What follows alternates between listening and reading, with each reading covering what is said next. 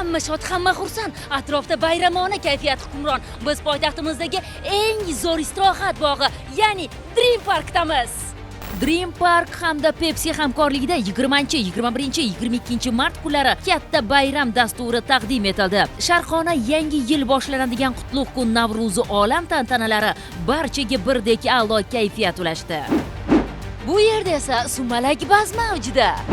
Bayram dasturida dorbozlar shousi, kulolchilik va rassomchilik bo'yicha master-klasslar, bolajonlar uchun akvarium, shou-konsert dasturlari bo'lib o'tdi. Men rostdan yemaganman shunaqa shirin sumalak. Menga yana 2 hissa. Dorbozchilar tomoshasi esa odamlarga boshqacha kayfiyat ulashmoqda. Hamma odam xursand, kayfiyatini qaranglar, hamma bolajonlarni qaranglar. Biz ham bolalardan tuturdik, mazza qilib aylanib yuribmiz.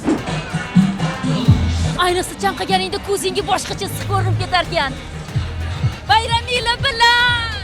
Qalaysiz? Yaxshimisiz? Hammani chanqog'ini qondirib charchamadingizmi? Yo'q, charchash yo'q. Qancha odamni chanqog'ini qondirdingiz bugun?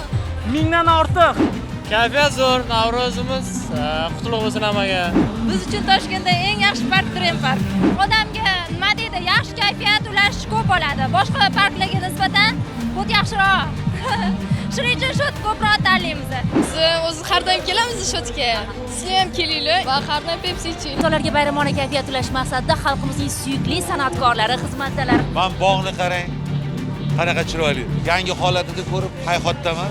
Eng kerakligi yurtimiz bundan-da hali gullab yashnagan yursin. Qanchalik yaxshi ko'rasiz? Menga ta'riflab bering. Bugun 2,5 metr ichdik. Bugun o'zida. Bayram muborak bo'lsin, yaxshi kunlarimiz ko'p bo'lsin. Qayerdan keldik? Buxoro G'ijduvondan. Bayram biz uchun ajoyib kayfiyat beryapti. Rahmat. Shunday suvi oldida Pepsi bilan bayram tomosha qilish juda mazza-da. Siz ham keling. Bayram tomoshalarida aynan mana shu sahnadan turib unga yaqin san'at vakillari tomoshabinlar kayfiyatini a'lo darajaga olib chiqishdir.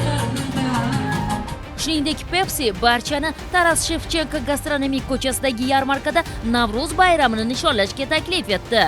Biz esa endi Mirobod tumanidagi gastronomik ko'chadagi tantanalarga yetib keldik.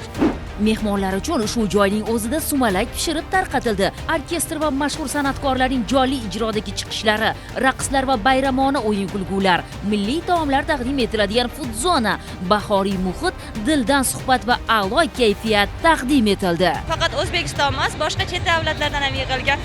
Hammasi yaxshi shukuhda, yaxshi nastroyeniya bilan o'tyapti bayramimiz. Kayfiyat hammada zo'rda. Qaysi odamga qarasangiz ham hamma kulgi, tabassum arimayapti. Juda ham chiroyli bo'lyapti. Tinchlikda, osudalikda o'tayotgan kunlar bardavom bo'lsin. Yurtimizda bayramlarga ulanaversin.